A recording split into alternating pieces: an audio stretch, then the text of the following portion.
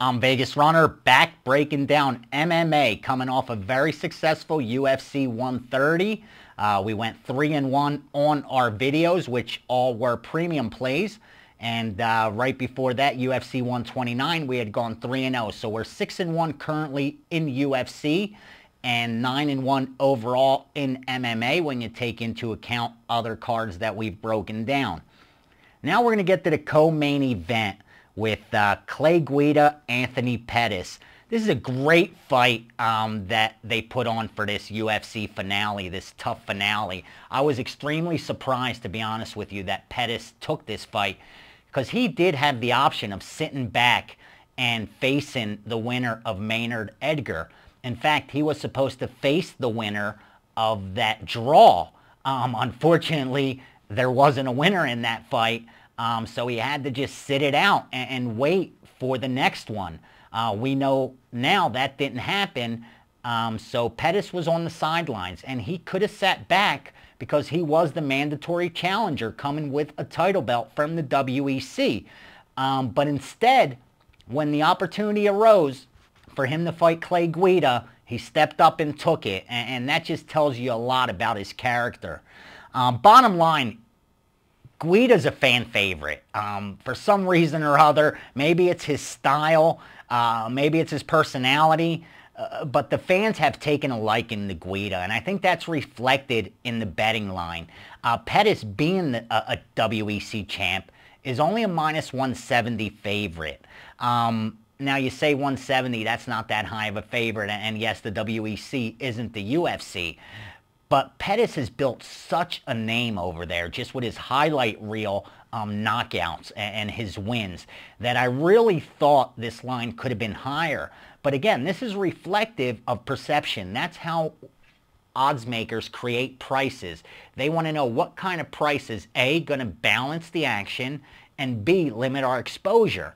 And I think giving Guida out at plus money, this kind of plus money, he's going to get enough support where they won't be exposed on the favorite side. With that said, Guida's won 3 straight fights. He's now fighting out of that Albuquerque, New Mexico camp of Greg Jackson's. So you know his training partners are top-notch. And he looked great in his last 3 fights, won via submission. So his ground game is on right now. Pettis, what else can you say about this kid? WEC champ, like I said, just came off a great 5-round fight with Ben Henderson where he won a unanimous decision. That was a rarity for Pettis. When you look at his overall success, he's 13-1. 6 of those wins came via submission. Rest came via knockout, except for that one decision. So this is a guy who finishes fights, whether it be by submission or by knockout. But I did like that he was able to go 5 rounds and get a unanimous decision. That just tells me he is championship caliber.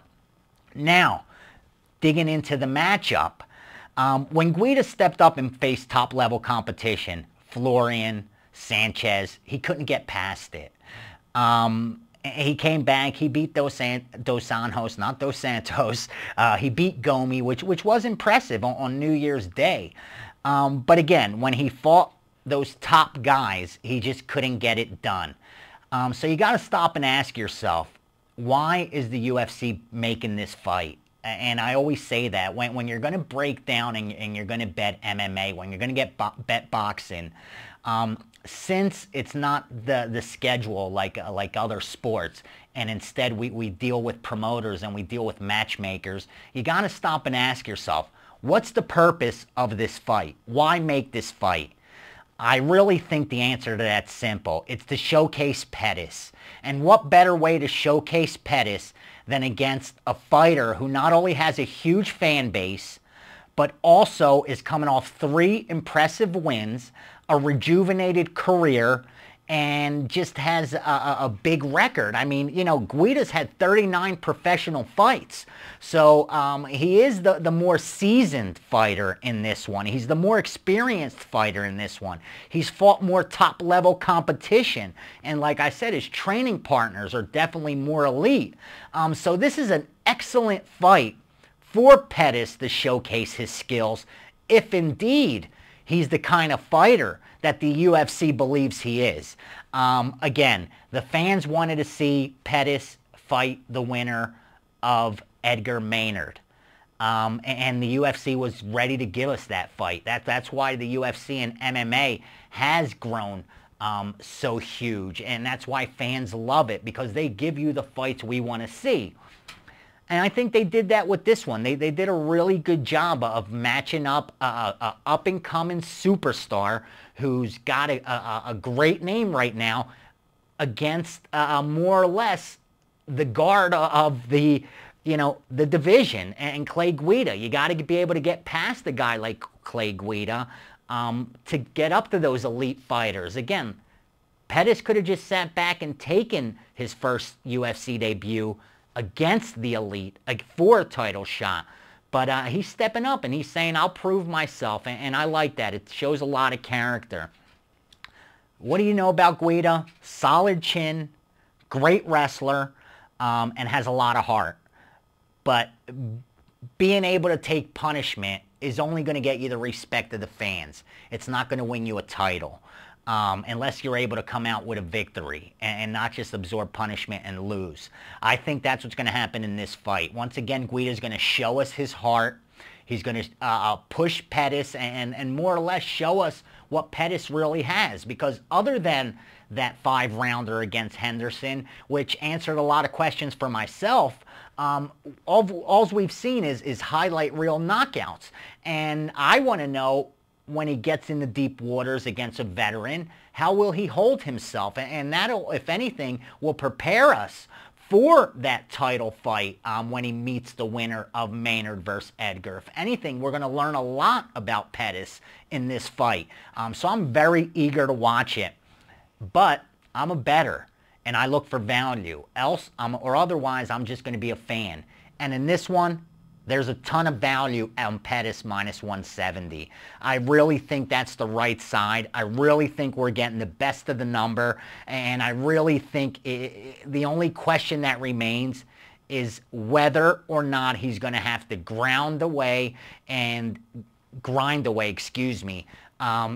win a unanimous 3-round decision, or will he be able to get that devastating knockout? Don't forget, this is a 3-round fight. So Guida's tenacity, Guida's ability to absorb punishment and going into deep waters isn't going to benefit him as much in a 3-round fight as it would possibly in a 5-round fight. So looking at that angle, I really give the edge again to Pettis. I think it's a chance for him to step up the level of competition. He's going to be the taller fighter in this one. I think he's going to fight tall and present problems for Guida. And when this gets to the ground, I don't think he's going to be outclassed one bit. So look for Pettis to keep building his resume. What better way to do it than against a seasoned veteran, and lay the chalk here. I don't think it's heavy chalk at -170. I believe it's extremely reasonable. That's where my money is going to be. Speaking to guys, good thing is this one's here in Vegas, and when fights happen in Vegas, being a guy that's always out there in the mix, I'm privy to a lot of solid information, passed along some good things that helped us conclude the bet story at +200 almost over Alves.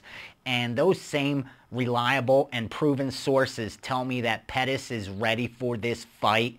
And as confident as Guida is, within minutes of that first round, he's going to realize he's outclassed in this one.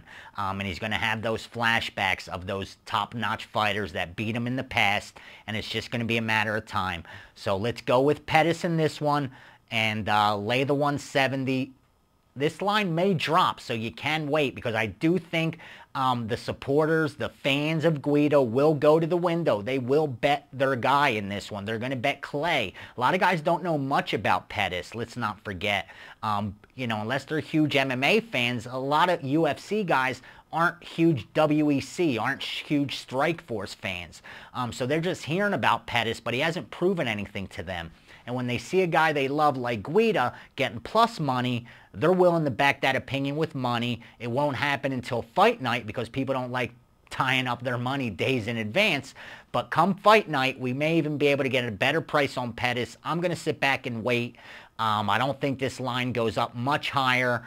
So wait till fight day, step up, grab Pettis, and let's see if we can make it another win in MMA. Thanks a lot, fellas. Don't forget, we previewed a prelim earlier. That's on the main card, a main card fight from the semifinalists of the Tough 13 season. And we're also going to cover the Tough finale. I definitely have a pick that I like in that one. So we'll see you soon.